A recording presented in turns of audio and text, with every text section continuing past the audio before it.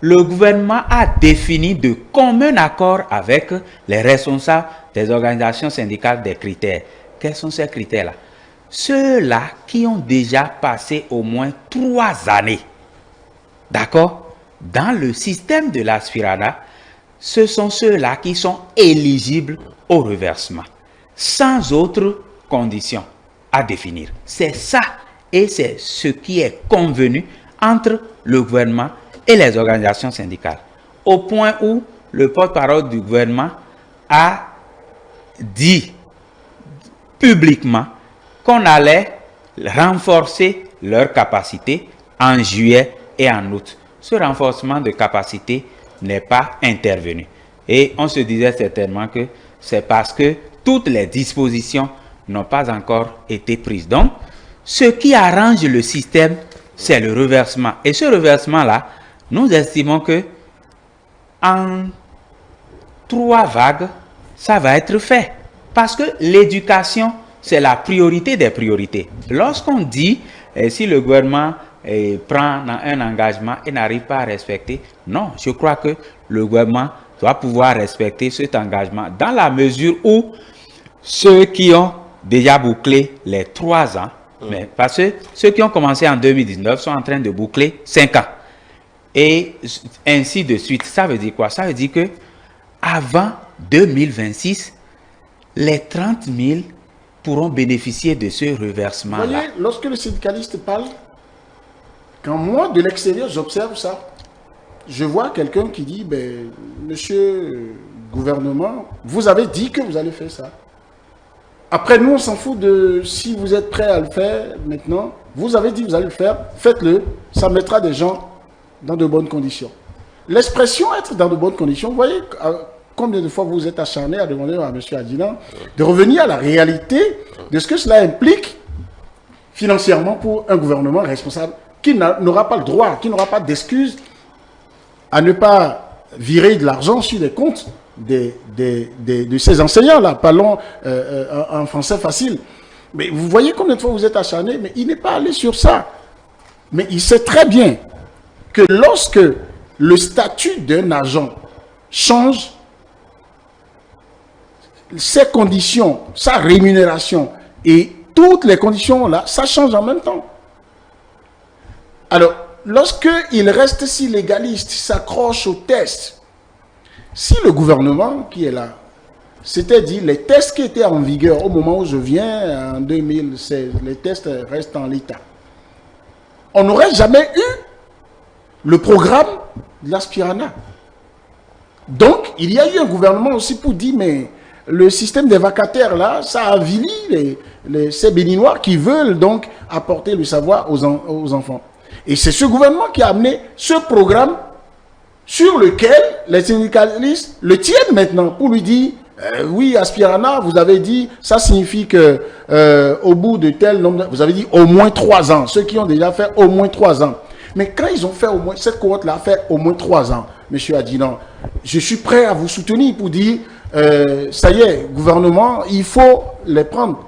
Mais après, vous savez même, pourquoi pour faire le budget de l'État, même l'Assemblée nationale qui est la représentation du peuple, lorsque l'Assemblée nationale décide, au terme de ces débats, d'augmenter par exemple des rubriques dans le gouvernement, dans le budget, de dire qu'il faut augmenter, le gouvernement est autorisé à demander à l'Assemblée nationale de dire comment on va pouvoir mobiliser. Vice versa, vous pouvez, et ça c'est beaucoup plus même au gouvernement qu'on demande ça.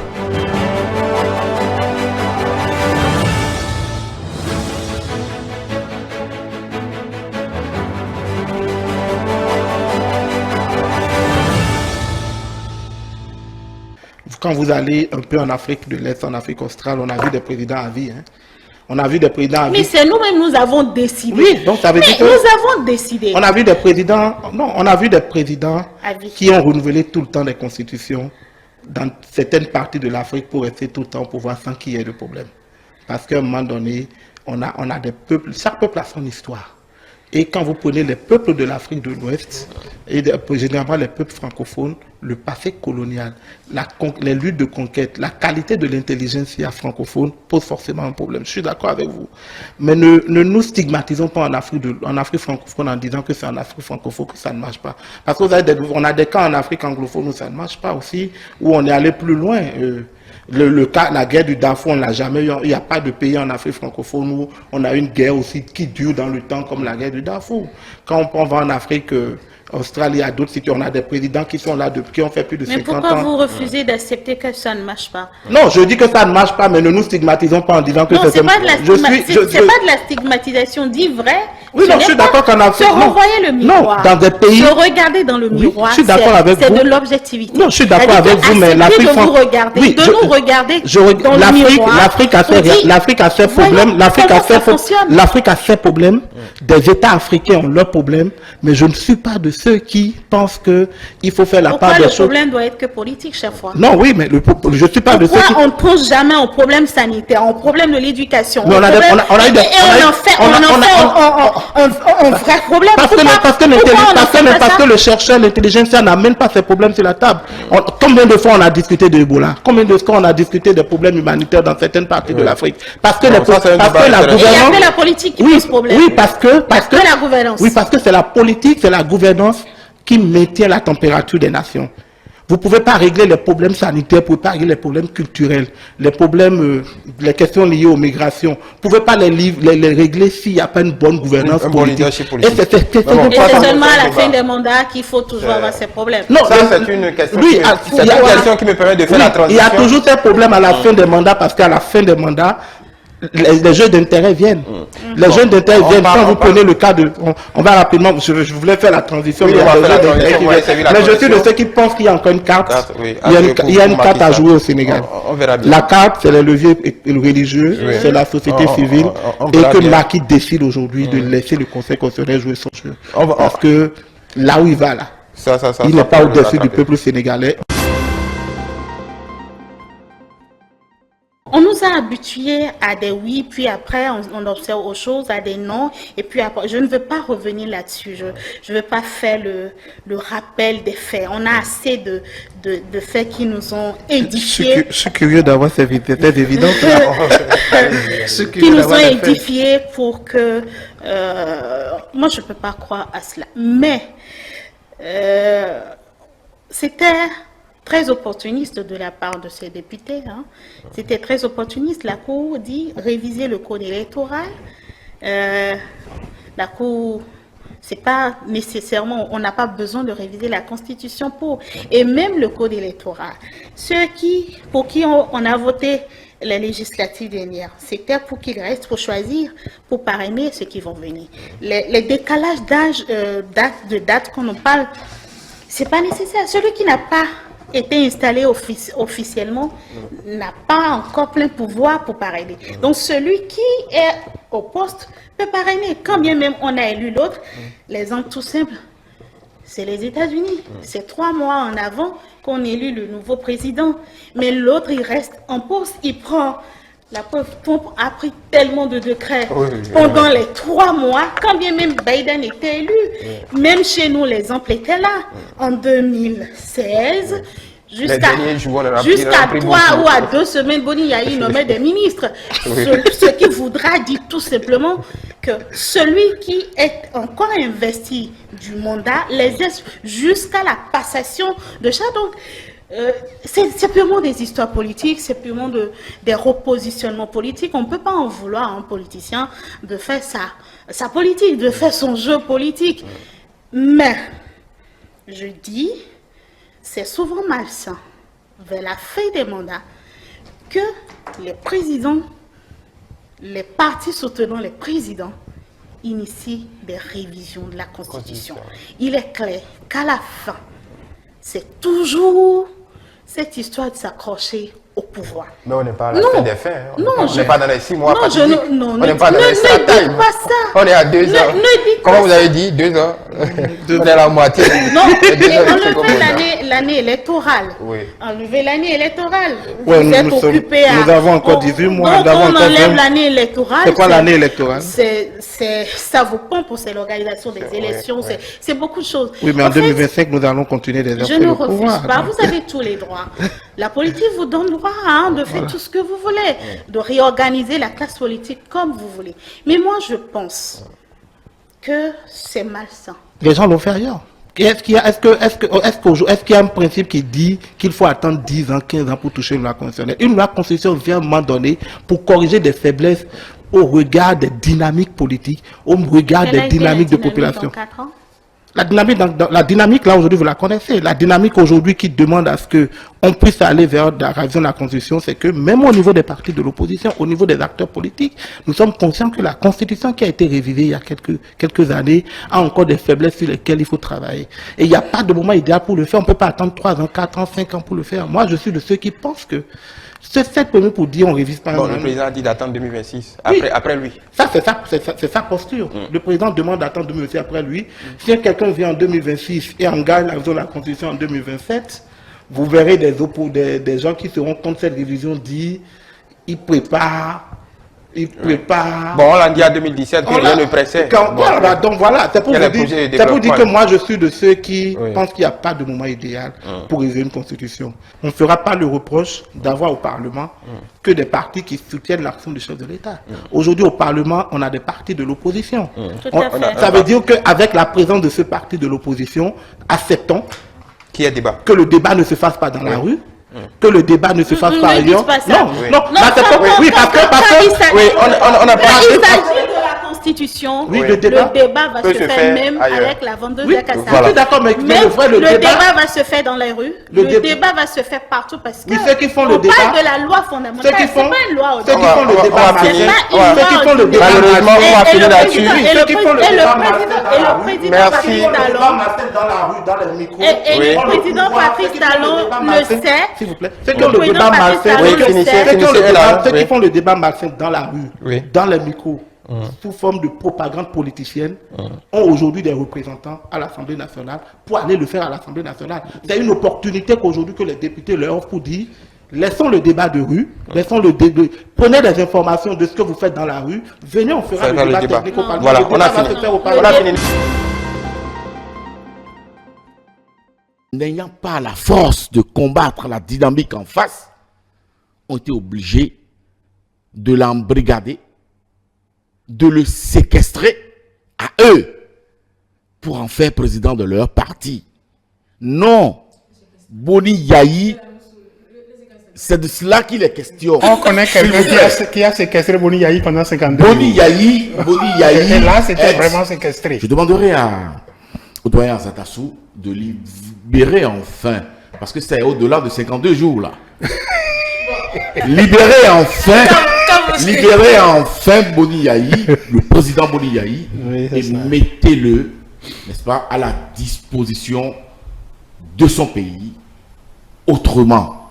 Et c'est en cela qu'il faudra saluer, n'est-ce pas, l'exemplarité de la démarche de ces deux anciens chefs d'État, Nicéphore Soglo et Boni Yahi, saluer le sens élevé du patriotisme qui les habite, mais aussi saluer la grande humilité du président Patrice Talon qui sait laisser choir ses chevaux lorsqu'il est devant ses aînés qui lui parlent.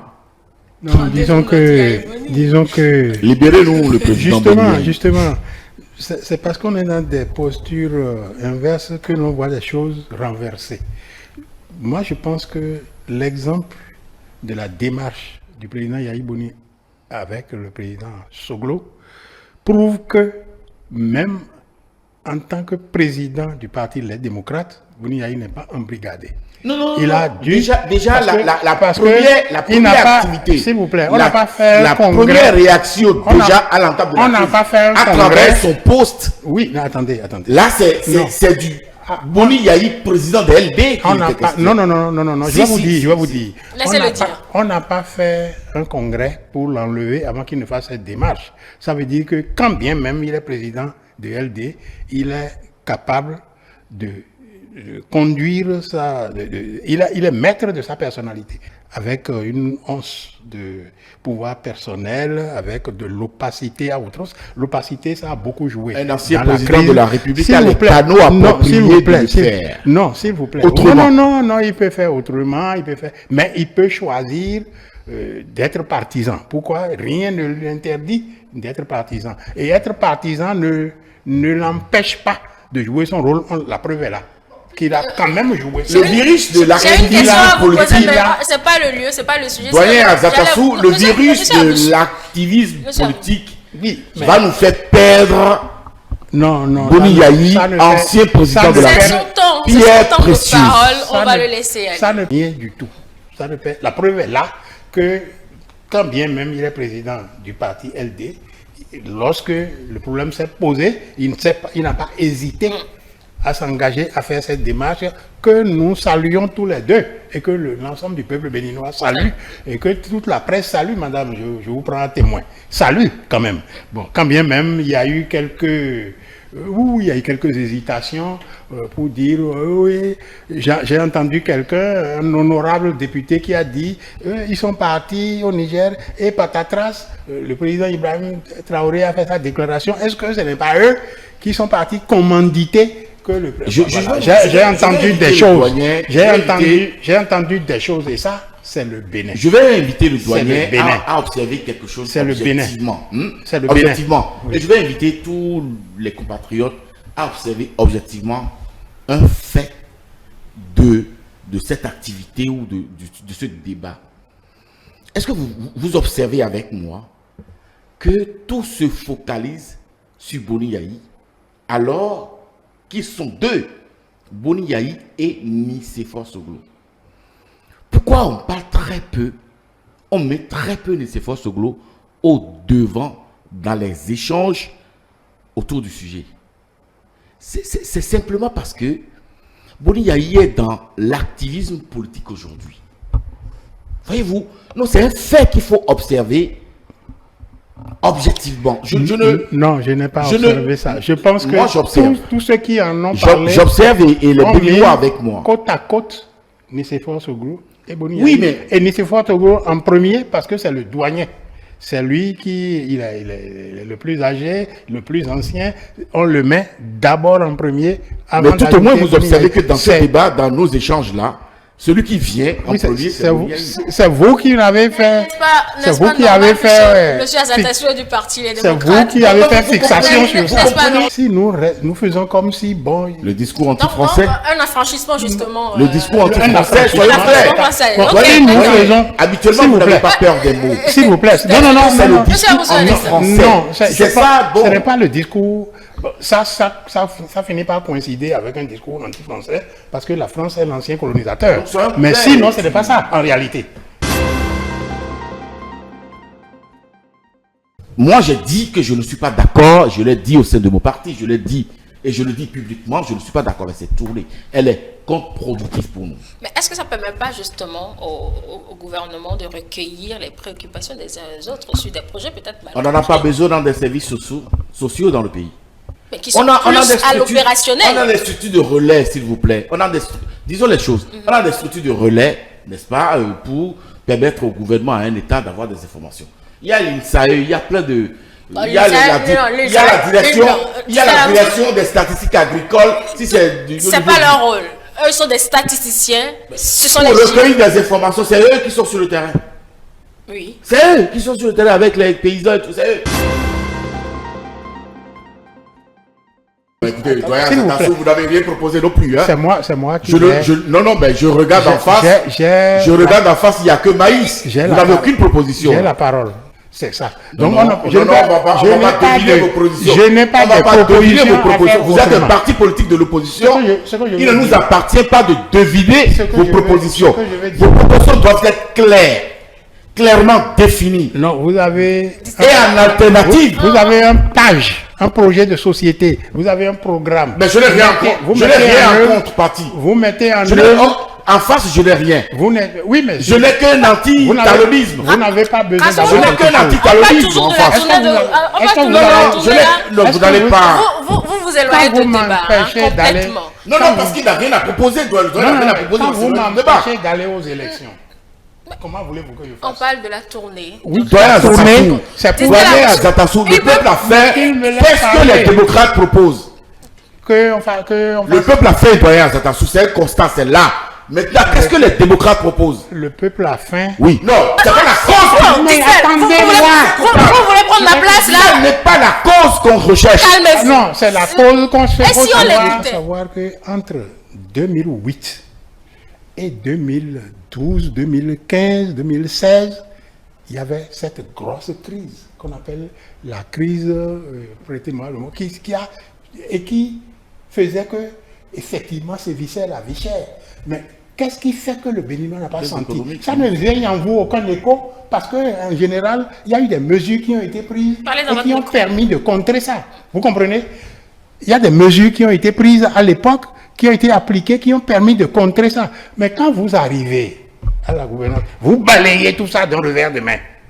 Vous balayez et vous n'avez rien à mettre en place. Qu'est-ce que je peux vous proposer? Je lui pose la question pour qu'il se propose. Qu'est-ce que je peux proposer en ce moment-là? J'ai dit que dans toutes les périodes que nous avons traversées, il y a eu des crises successives qui ont conduit à la vie chère et que nos gouvernants successifs ont mis en place des outils pour gérer ça. Par exemple de l'ONASA. Mais sortez ça, ils disent les choses. Oui, donc ces outils ayant été balayés d'un revers de la main parce que bon, personne n'a rien fait avant 2016.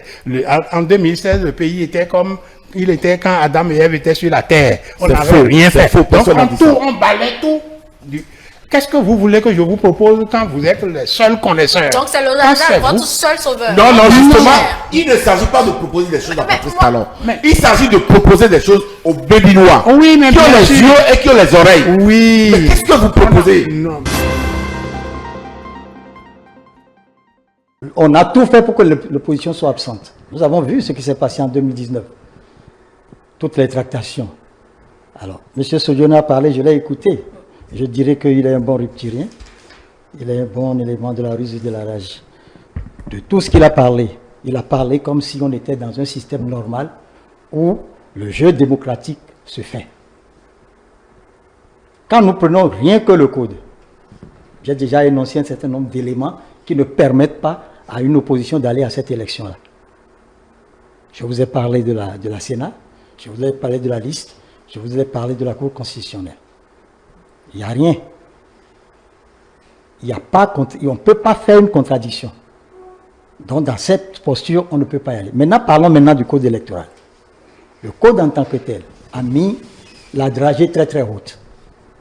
Vous savez, si on doit être sincère, si nous devons être sincères, si nous étions dans un système même démocratique, où ceux qui ont fait le code ne comptent pas sur la tricherie, c'est l'opposition qui gagnerait cette élection-là.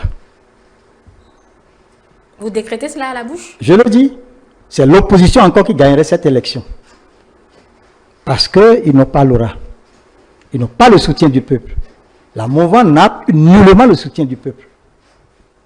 Mais comme je sais qu'ils comptent sur autre chose que leur travail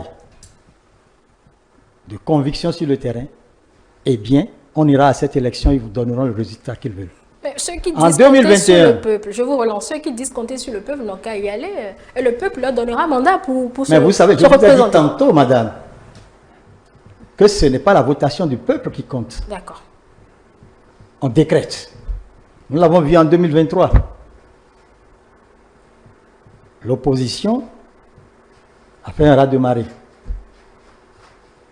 Et ce n'est pas le résultat qu'on a proclamé. Et malheureusement, par eux-mêmes, ils n'ont pas boudé. Ils n'ont pas boudé. N'ayant pas boudé, on peut leur refaire la même chose. Vous comprenez très bien. Donc, c'est cela. Je dis et je réaffirme que La mouvance ne compte pas sur un travail de terrain, mais compte sur autre chose que le travail de terrain pour décréter ce qu'elle veut. N'est-ce pas des accusations sans preuve, Monsieur Tordant? Monsieur Sodinou, je vous laisse réagir. Monsieur Tordant m'a fait sourire avec tout le respect que je voue pour vous, hein, parce que je pense que si vous comprenez mieux les choses, vous allez être utile, beaucoup plus utile que la position que vous occupez aujourd'hui. Vous avez vos raisons, puisque le débat que nous faisons devrait être objectif, beaucoup plus objectif. Certes, nous sommes sur un terrain de jeu politique où des gens s'attribuent des rôles, mais nous ne voyons que le Bénin, notre patrie, le bien-être de nos populations. Les quelques députés aux côtés des membres du gouvernement pour expliquer les actions du gouvernement, les réalisations du gouvernement, ne représentent pas à eux seuls le pouvoir législatif. Donc, aucune remise en cause de cette prérogative du pouvoir législatif qu'est le contrôle de l'action du gouvernement. Et on ne fait pas du contrôle de l'action du gouvernement la seule activité du Parlement. Il y a un temps pour que le gouvernement travaille, il y a un temps pour passer au contrôle. Mais vous ne m'avez pas convaincu, parce que vous vous écoutez, écoutez-vous. Non, mais écoutez... Vous avez dit que vous êtes allé sur le terrain faire de la politique tantôt. Et vous ne saviez pas que c'était l'exécutif qui définit les grandes orientations politiques d'un pays? Avec vos députés. Vous ne saviez pas? Vous ne saviez pas? Non, alors, moi je suis bien satisfait. Alors, donc, je suis bien satisfait. Quand je parle de la politique, ce n'est pas la politique partisane. C'est la politique de réduction de comptes. Je ne parle pas de la politique partisane. Vous avez envie... C'est vos partisans qui ont été invités. Hein. Sur le terrain, s'il y avait écoutez, de la qualité de ceux qui sont invités, c'est vous qui faites vos déclarations. Car de ce que moi j'ai vu, c'est le peuple béninois qui a été invité, mais on ne peut pas inviter... C'est les maires même qui ont parlé en leur nom. Non, ben écoutez, monsieur, comprenez un peu ce qui se passe. C'est de la politique, mais je ne parle pas de la politique partisane. Je parle de la politique... À demi-mot, moi je vous comprends. Vous voulez me prêter des intentions, mais c'est pas ce que moi je dis. Demi-mot, moi je vous ai compris. Non, mais désolé. J'ai été très satisfait. Non, désolé. Désolé. Je crois que vous avez la capacité de comprendre ce que je dis. Oui, sauf que vous êtes dans votre rôle. J'ai compris que vous avez utilisé les moyens du contribuable pour aller faire de la politique. Mais le gouvernement a besoin des moyens pour aller au contact de la population, pour expliquer ce qui se fait. C'est pas grave. Mais monsieur Tendance, les moyens ont été donnés justement à l'exécutif pour faire le travail. Et rendra compte plus tard, monsieur Tendance. Je vous ai dit ce que c'est qu'un détournement. Le détournement, même si vous utilisez, vous ne percez pas le plafond de votre budget, vous pouvez faire du détournement. Donc vous pensez que l'activité de réduction n'était pas prévue? On s'entend très bien. Je suis très content. Je suis heureux d'être ici avec M. Souka. Il est honnête. Il a reconnu qu'ils sont allés faire de la politique et moi je suis d'accord. Et je vous parle pas de la politique Les contribuables ont écouté et ont entendu. Je vous remercie pour la... tellement content du mot politique. Je vous remercie pour la courtoisie dans les échanges. Merci à chacun de vous.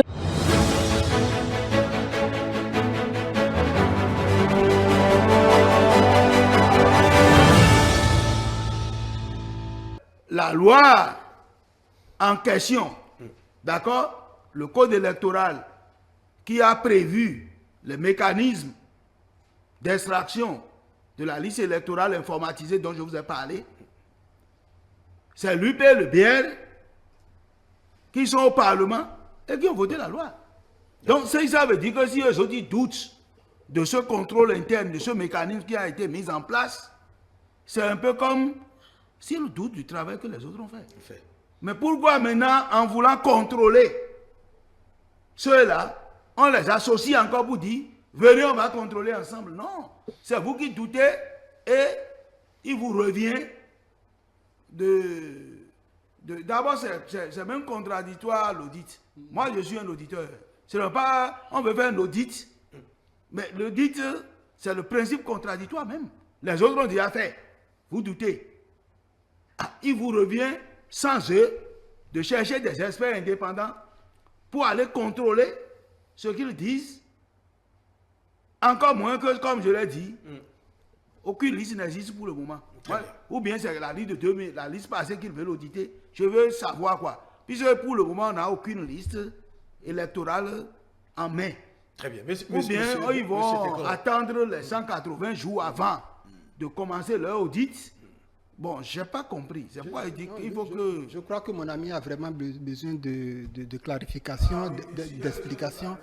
Il a besoin de la lumière et je suis porteur de la lumière. Je suis les démocrates. Vous connaissez notre logo. Je vais vous donner la lumière. Voilà. Ce dont il s'agit, cher ami, nous sommes sortis des dernières élections à Lacan en 2023. Chacun a pu voir ce qui s'est passé sur le terrain. Avez-vous été satisfait de je ne parle pas, je n'entre pas encore dans votre boîte noire des résultats. Sur le terrain, cher ami, vous avez vu un peu comment les gens ne se sont pas retrouvés à leur bureau de vote habituel, ils ont été déplacés. Votre algorithme que vous avez utilisé, qui a donné cette misère à la population, des gens qui ont voulu voter, qui n'ont pas retrouvé leur nom. Vous n'avez pas, vos militants ne vous ont pas dit qu'ils ont eu cette difficulté.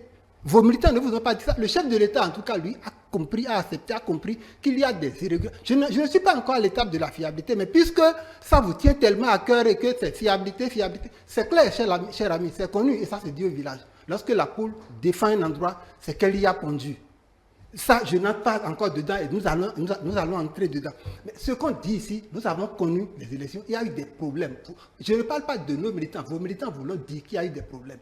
Ça vous coûte quoi qu'on s'asseye pour régler, voir l'algorithme que vous avez, qui a été utilisé? Parce que l'algorithme, là, je vais vous citer quelque chose que je tiens de Malik Gomina. C'était au temps de président Boni Yahi, là où on parlait d'audit du fichier, la même polémique aujourd'hui. Et vous savez ce qu'il avait dit? Aujourd'hui, il est avec vous, je crois qu'il saura se reconnaître. Il dit, mais les outils modernes dont on parle là, les listes informatisées, etc., que c'est des outils modernes, d'accord. Mais pour que ça puisse faire foi entre acteurs concurrents, il faudrait qu'on s'entende là-dessus. Et l'exemple qu'il a donné, moi, je n'ai pas oublié. Il dit que faire les calculs avec le crayon, c'est fastidieux, on n'est pas sûr du résultat. Si on décide de passer à la calculatrice, c'est une bonne chose, oui ou non. Nous sommes à la même chose. Mais il faudrait que les acteurs, vous voulez faire 2 x 3. 2 x 3, ça donne 6. Quelqu'un se cache et appuie 2 x 7, ça donne 14. Il dit, non, voilà ce que la machine a donné, voilà ce que la machine... Alors que je n'ai pas vu ce que tu as mis dedans. C'est ce dont il s'agit. La liste qui est là. On veut tous voir ce qui est dedans, d'accord, pour voir ce qu'il faut corriger, l'algorithme, comment il faut corriger l'algorithme, les imperfections qu'il y a dedans. On sort les imperfections pour ensemble avoir une liste commune pour poursuivre. Mais quand vous vous cachez, cher ami, quand vous vous cachez, moi je suis là, vous allez me laisser parce qu'il a... Oui, Foucault. Quand vous vous cachez, je vais le relancer, je voudrais juste le relancer. Quand vous vous cachez derrière la loi, pour dire le cadre légal, le cadre légal, c'est surprenant là. C'est vous qui parlez comme ça. La loi pour vous là, c'est quoi? À la rupture du président Patrice Talon, la loi pour vous, c'est quoi?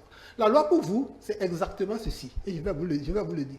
La loi pour vous, c'est la transcription de la volonté d'un homme, c'est la codification des stratagèmes pour atteindre un objectif. Ce n'est que ça. Et vous avez la magie.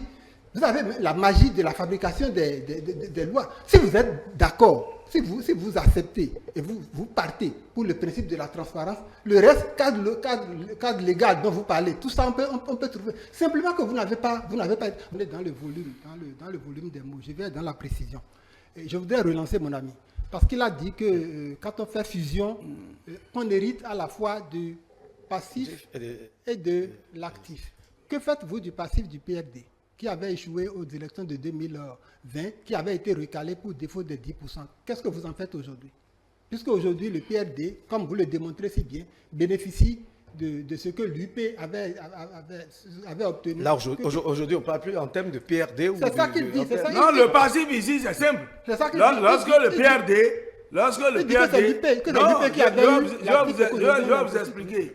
Par exemple, en termes de passif ici que l'UPR a hérité, c'est que par exemple le PRD n'étant pas éligible, n'ayant pas réuni les 10% pour prétendre avoir les sièges, n'a pas pu avoir, disons, là maintenant, n'a pas en réalité... Mais à l'ombre de son nouveau mariage, là, maintenant, il peut avoir... Non.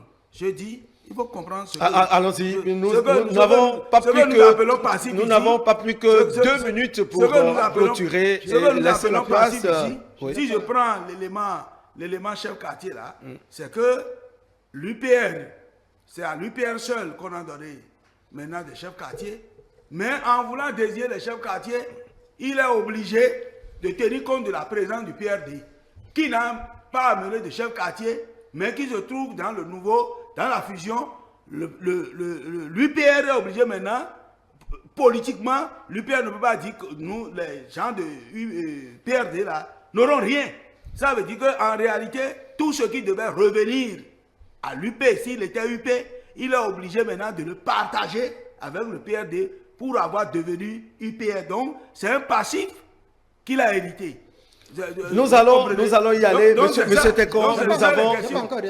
Oui, allez-y très rapidement, en 30 secondes, s'il vous plaît, et passez au mot de fin, parce que nous sommes pris par le temps. Nous sommes à moins d'une minute de la fin du plateau, s'il vous plaît. Je vais faire le mot de fin en même temps, ou bien je fais... Puis oui, si vous pouvez aller très rapidement, en 30 secondes, parce que là, vous égrenez déjà les secondes. Je n'ai pas du tout réagi par rapport à ça. Allons-y vite, parce que nous ne sommes pris par le temps. Cher ami, vous devez cesser de vous amuser avec la République. La charte des partis politiques, en son article 15, d'accord, très exactement dit qu'aucun nouveau parti ne peut avoir les attributs d'un parti qui existe déjà, ou ne peut avoir les attributs, ou un attribut qui ressemble à un parti qui existe déjà, ou qui a déjà existé. Aujourd'hui, ce que vous appelez l'UPR là, quand on voit dans l'UPR, on voit les attributs de l'UP qui a existé, on voit les attributs de PRD avec le slogan Choco Choco, Cap et tout cela. Vous parlez de fusion et vous dites qu'il n'y a pas création. Vous parlez de fusion et vous dites qu'il n'y a pas création. À un moment donné, ce qui est dans notre arsenal juridique aujourd'hui, il n'y a plus coalition. Vous profitez pour faire votre mot de fin en même temps. S'il vous plaît, monsieur Tekon, pour qu'on aille vite, parce que nous avons à céder le plateau. Non, nous avons à céder le plateau à d'autres émissions, s'il vous plaît. Ce n'est pas grave. Nous aurons le temps d'en parler. Mon mot de fin, c'est à l'endroit des Béninois, des téléspectateurs et des Béninois, ceux-là qui se font la gorge chaude. Par rapport à tous ceux dont nous souffrons depuis un certain moment et qui se demandent à quel sens se vouer et qui, comme le président Ousmane Batokov, s'interroge. Je voudrais leur dire deux choses. La première chose que je voudrais leur dire, c'est ce que je tiens du président Éric Ndoupé qui dit que dans un régime démocratique, un combat se mène avec le bulletin de vote. Que chacun se prépare. Quand j'écoute mes amis, j'ai l'impression que nous devons repenser notre démocratie. Nous devons voir si est-ce que c'est ce modèle-là que nous utilisons là. Est-ce que c'est ce modèle-là qui est approprié aux Africains, en l'occurrence les Béninois? Parce que ce que nous disons maintenant, c'est que puisque c'est les mêmes acteurs, c'est ceux qui étaient avec Kérékou, qui sont avec Soglo, qui sont partout. Non. Merci. Parce que ce que nous disons aujourd'hui. Allons. Vous avez 30 secondes, s'il vous plaît. Oui, 30 secondes pour que vous si les démocrates viennent au pouvoir aujourd'hui, c'est qu'il y aura toujours un autre camp encore qui va commencer par dire que oui, ils sont ceci, et parce qu'ils n'ont pas eu leur compte. Et on sera dans ce scénario-là tout le temps. D'accord. Est-ce que c'est ça qui va faire que le pays va se développer? Il faut qu'on réfléchisse. Un travail a été fait en amont avec des experts nationaux et internationaux, parce que quand on dit qu'on veut auditer la liste électorale, ce n'est pas quelque chose qui se fait en un temps T et puis on dit c'est fini. Parce qu'il faut extraire la liste électorale, vous l'avez si bien dit dans votre propos liminaire, de fichiers de l'état civil. Et un travail qui se fait, mettons, à 1 an et demi, à 6 mois des élections, on ne sait pas ce que ça peut redevenir. C'est pour ça que le cadre de concertation a estimé qu'il faut que tout le monde se mette autour de la même table pour que le processus soit suivi jusqu'à terme. Nous, nous avons ouvert les bras aux autres, je l'ai dit tantôt, aussi bien UP, le renouveau que BR, FCB, tout le monde est attendu pour qu'on se mette ensemble. Qu'est-ce que, monsieur, c'est pas mon rôle de poser les questions, mais qu'est-ce qui a présidé à la naissance du COSLEPI dans notre pays? C'était pour que tous les acteurs aient leurs yeux, leur regard dans ce qui se faisait. Et ça n'a pas amené trop de grabuge. Mais aujourd'hui, à l'occasion du Parlement monocolore de 2019, on a produit un code qui exclut presque tout le monde et puis on continue sur la même lancée. Moi, je dis au chef de l'État, avec tout le respect dû à son rang, et avec le travail qu'il abat, il n'a pas besoin de confisquer notre démocratie pour que sa majorité émerge à nouveau en 2026. Qu'il fasse confiance au travail qu'il fait, qu'il ouvre le jeu, il appréciera. Ce sera son actif. Il faut quand même créditer ceux qui sont là et donner l'occasion encore au chef de l'État de pouvoir se rattraper, si tant que dans certains domaines, il y a des impairs. Vous savez, tout humain est perfectible. Hein? Et donc, c'est pareil pour la gestion d'un État. Il y a des réalités de gouvernance que nous ne maîtrisons pas et qui pourraient s'apparenter au fait que, bon, la démocratie, elle s'affaisse ou elle est reculée complètement. Donc, je voudrais que l'opposition ou la classe politique puisse s'accorder des violents, puisse se comprendre sur le préalable, qui ne puisse pas amener à dire, parce que quand on dit sur tout le plateau que notre démocratie est complètement à terre, c'est le Bénin qui est souillé, effectivement. En tant que Béninois, ça ne nous honore pas. Lorsqu'ils quittent les frontières du pays vers l'étranger et qu'on dit, voilà, les Béninois, votre pays est complètement à terre. Mais que faisons-nous pour que, en tant qu'opposants, pour que le Bénin ne verse pas dans le mière? Donc, ce n'est pas intéressant de dire à tout vent que la démocratie au Bénin est complètement à terre, mais qu'est-ce que nous allons faire? Qu'est-ce que nous faisons pour aider le gouvernement à relever la pente? C'est ce que je pense que M. Ekri aurait pu suggérer. Et vous, mais si on doit dire tout le temps que la démocratie est complètement à terre, je pense qu'on ne participe pas, n'est-ce pas, à relever la pente. Pour aller aux élections, ce n'est plus les alliances de partis, ce n'est plus les cadres de concertation, mais c'est plutôt les questions de partis politiques. De grands ensembles. De grands ensembles, pour vraiment respecter les exigences de la loi. Alors, si aujourd'hui l'opposition se met ensemble, ça veut dire qu'une partie de l'opposition qui se réclamait être le parti du peuple, qui se réclamait être à même de gérer tout et d'aller en face du président Patrice Talon, est en train de nous faire un aveu d'échec, est en train de nous dire aujourd'hui, ah, je me rends compte qu'en réalité, je n'ai pas la taille du combat. C'est une façon de prouver une fois de plus qu'il ne fallait pas minimiser les autres qui se trouvent être de votre camp, c'est-à-dire du camp de l'opposition, et de dire que c'est nous seuls qui pouvons faire l'affaire, nous avons tout le peuple derrière nous et tout, et que finalement, on se rend compte qu'il fallait donner la main aux uns et aux autres pour se mettre ensemble pour discuter des questions. Tout à l'heure, il parlait que la loi ne permet plus de l'alliance en République de Bénin. Il faudrait qu'on le lui dise que ce cadre de concertation n'est nullement une alliance. Ce n'est pas une alliance. Même il y a une contradiction à partir du moment où la loi interdit l'alliance, mais on parle d'accord de gouvernance. Bientôt, il verra un carrefour où le parti Union progressiste, le renouveau avec le bloc républicain vont se mettre ensemble pour parler d'un fameux accord de gouvernance. Qu'il vous souvienne, nous avons réclamé dans ce pays la libération des détenus politiques. Et le 2 août 2024, nous avons constaté la libération des détenus politiques qui sont déjà presque à la fin de leur période de leur peine. Qui ont été libérés. Mais on constate cela et un mois après, on constate qu'il y a de nouvelles arrestations, de kidnapping. On quitte même notre pays, on va même dans des pays étrangers, dans d'autres pays, kidnapper des réfugiés qu'on vient déposer. Et de quelle manière? De quelle manière? De manière habillée. Et c'est de ça qu'il s'agit. Nous ne pouvons pas accepter qu'on laisse en prison les gens, que même les juridictions internationales constatent que leurs arrestations, les condamnations sont arbitraires et réclament leur libération. Pas plus tard la semaine dernière, ou cette semaine, nous avons constaté le rapport des Nations Unies qui demande la libération pure et simple de vous l'avez dit tantôt. J'avoue, avec tout le respect que j'ai pour mon frère Ali, que j'ai du mal à le suivre.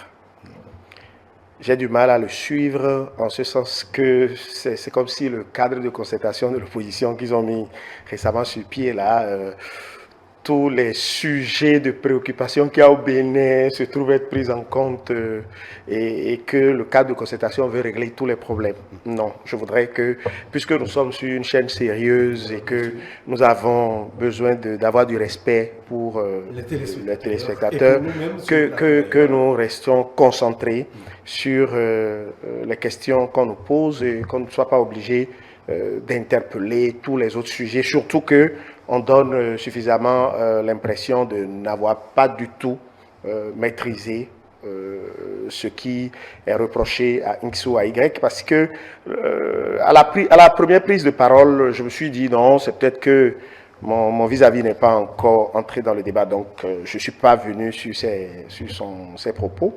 Et lorsqu'il reprend la parole une deuxième fois et que c'est toujours les mêmes propos, j'ai eu du mal à suivre. Je cite que FCBE, restaurer l'espoir des partis. Je constate que mon vis-à-vis, vous érigez en chef de file de l'opposition. Non, mais non. Vous savez pourquoi je le dis? Vous ne pouvez pas le dire parce que vous me suivez. Nous vous suivons, mais ne l'impliquez pas. Malheureusement, cher ami Ali, soyons clairs, nous sommes venus ici pour apporter beaucoup plus de questions à l'opposition, puisque c'est vous qui avez créé le cas de concertation. Donc vous devez aussi me suivre et comprendre ma logique et la logique. Vous êtes un journaliste. Très bien. Et vous avez bien suivi les résolutions issues de ce cas de concertation. Très bien. Il est bien dit. Nous allons revenir un peu sur Il est bien dit. Je ne veux pas qu'on polémique autour de ce qui n'est pas utile.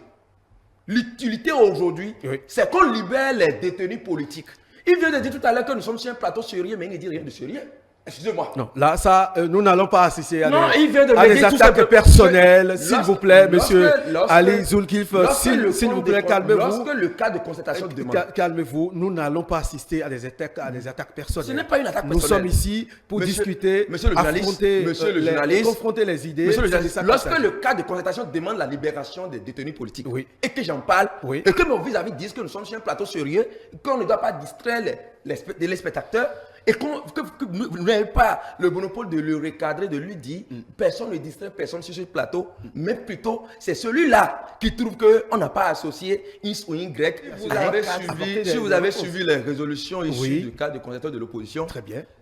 Monsieur le vice-président du parti Les Démocrates, le premier vice-président, en la personne d'Éric Monleté, a bien dit ce cadre de concertation est ouvert pour tous les partis politiques de l'opposition qui désirent être membres. À partir de cet instant, il n'y a plus de polémique autour.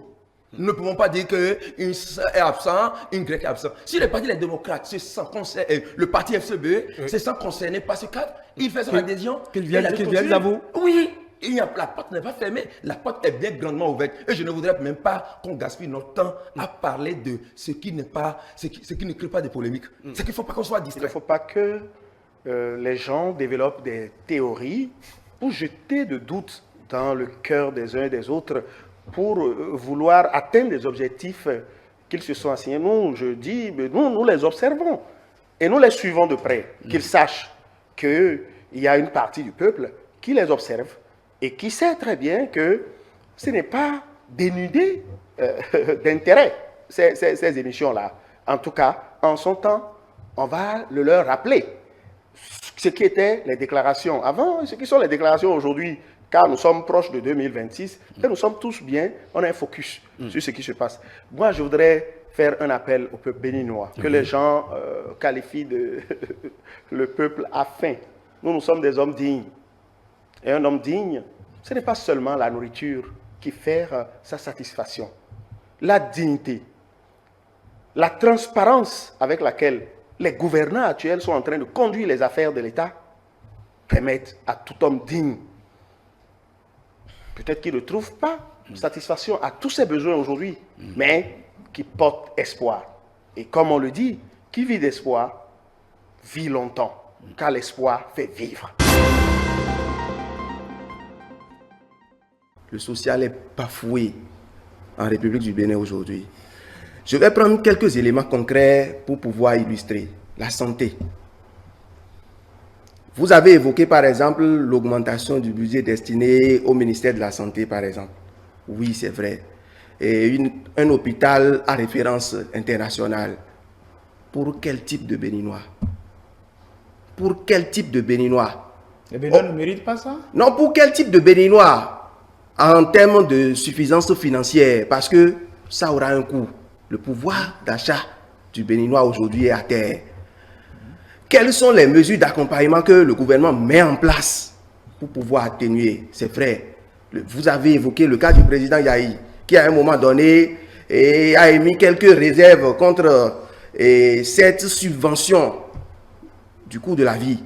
Mais en réalité, ça ne l'a pas empêché de garder l'ONASA jusqu'au terme. On peut reprocher à l'ONASA peut-être le style de gestion. Voilà, mais on peut remodeler.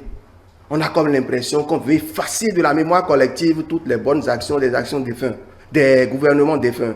Et c'est ça qui pose problème. J'entends des expressions telles qu'on peut gouverner effectivement par ordonnance.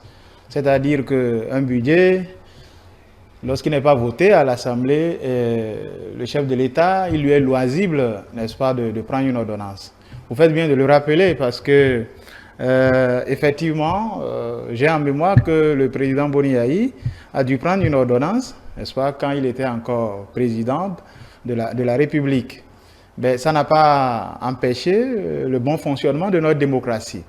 Les démocrates, ce qui pourrait embêter, ce n'est même pas le fait que vous ne votez pas le budget, mais c'est le fait qu'on a l'impression que ça devient un rejet systématique. On a l'impression que c'est de façon mécanique, quel que soit le taux de prise en compte des amendements formulés par l'opposition. En tout cas, je n'ai pas souvenance que vous ayez déjà voté un seul budget depuis que vous êtes là. Donc, le rejet est systématique. Cela fait penser à une position plutôt politique, n'est-ce pas? Une position politique pour montrer que on ne cautionne pas la gouvernance en cours, et parce qu'on ne cautionne pas la gouvernance en cours, même quand on travaille en commission, même quand on formule, n'est-ce pas, des recommandations et que sur, je sais pas, la dizaine de recommandations, on prend 8 ou 9 recommandations en compte, on peut toujours prétester de quelques cas non pris en compte pour rejeter le budget. Quand cela ne tienne, je crois que tous les Béninois comprennent, n'est-ce pas, que c'est une position totalement politique. Le plus important, quand vous parlez des choses qui ne vous semblent pas totalement prises en compte dans ce budget, mais l'honnêteté intellectuelle recommande que vous puissiez voir que dans ce budget-là, n'est-ce pas, on est passé de 3100 milliards à 3551 milliards aujourd'hui. Et les secteurs qui connaissent une augmentation subséquente sont des secteurs à fort impact sur le social. La santé. On ne me dira pas, même si on est contre un gouvernement, on ne me dira pas que le fait de prévoir un hôpital moderne, par exemple, qui puisse limiter les évacuations sanitaires dans notre pays, on ne me dira pas que c'est une mauvaise chose. On ne me dira pas que du côté de l'éducation, que vous faites si bien de citer, puisque ça fait partie aussi des justificatifs qui amènent ce budget-là à bondir de près de 300 milliards par rapport au budget de 2000, le budget en cours d'exécution là. On ne me dira pas que le fait de mettre un accent sur l'enseignement technique, parce qu'il y a des projets prévus au niveau du programme d'action du gouvernement, qui par ailleurs ont connu quelques retards, du fait aussi de la mobilisation financière qu'on veut aujourd'hui, n'est-ce pas, à qui on veut donner plus de priorité pour aller dans le sens que vous voulez, qu'on ait une éducation qui commence par se porter davantage, qu'on puisse avoir le projet H qui marche davantage, qu'on puisse continuer avec le programme de cantine scolaire, qu'on puisse faire en sorte, quand on évoque la question du social, vous ne me direz pas que le fait de prévoir après près de 60 ans d'indépendance, finalement la route Kouandé-Kérou, vous ne me direz pas que le fait d'avoir du sens pour ces populations qui ont toujours vécu le calvaire, le fait de prévoir ces routes-là pour faciliter les approvisionnements, on ne me dira pas que ça n'a pas un lien avec le social. Certes, ça ne suffit pas. Je suis d'accord avec vous que ça ne suffit pas. Et ça ne suffit pas, ça me permet encore de rebondir sur quelqu'un qui, quand vous dites le social, est floué à terre. Non.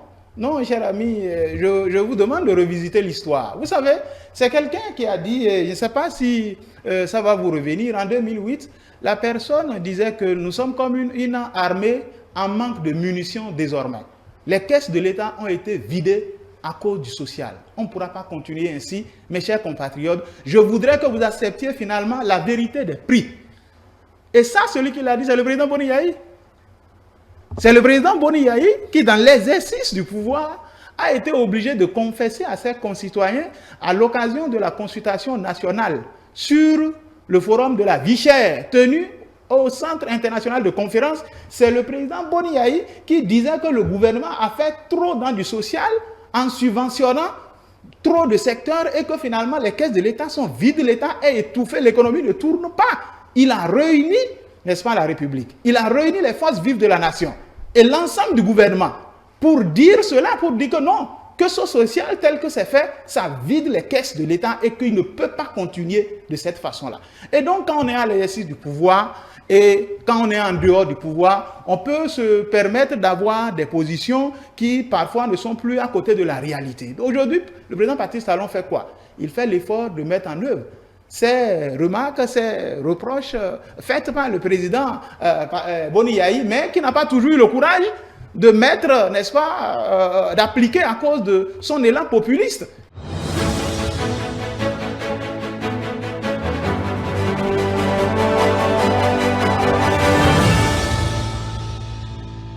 Ils sont dans leur rôle. Et je dis, il faut un débat sérieux. Il faut un débat sérieux. Il faut un débat sérieux. On n'est pas là pour vilipender. Nous ne sommes pas là pour vilipender quelqu'un. Tous et tous là, nous œuvrons pour le bien-être des pays noirs. Ok? Les démocrates, ils sont des vrais débatteurs. Je dis bien, les démocrates, c'est des vrais débatteurs. Ils sont posés. C'est plutôt l'autre côté. Je dis bien, parce que mon vis-à-vis, apparemment, il prend déjà le compte-pied. Là, il dit, moi, mon vis-à-vis prend déjà le compte-pied. Je dis bien, les démocrates, c'est des gens bien posés, qui font de très bons débats. J'en connais, j'en suis un aussi.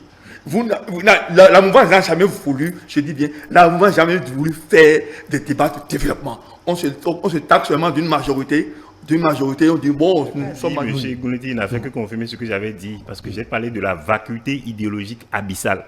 C'est ce qu'on observe.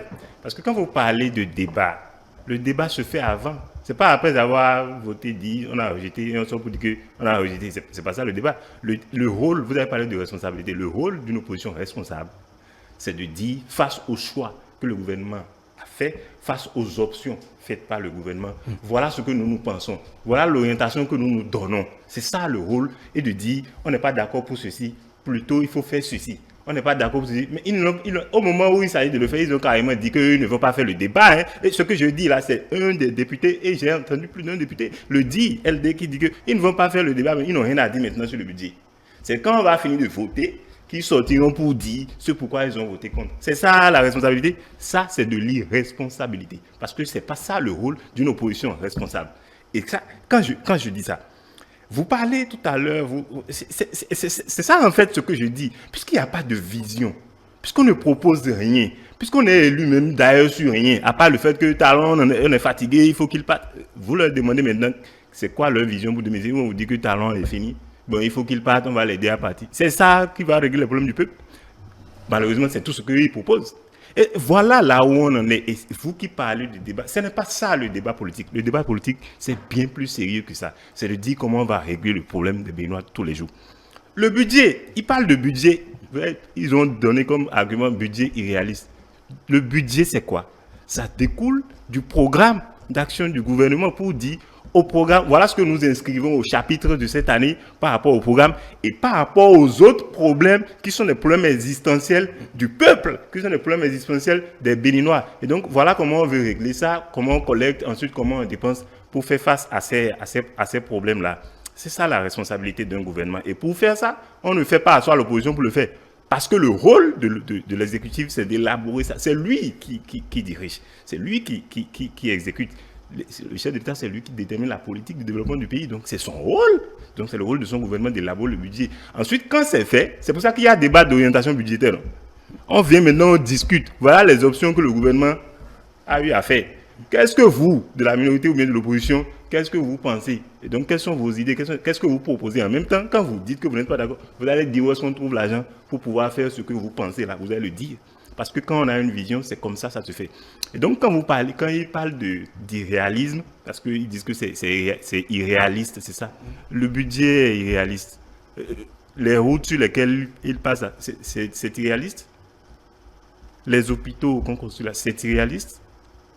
Les stades, c'est irréaliste. Les marchés, c'est irréaliste. L'eau dans les villages, c'est irréaliste. L'électricité aujourd'hui, c'est irréaliste.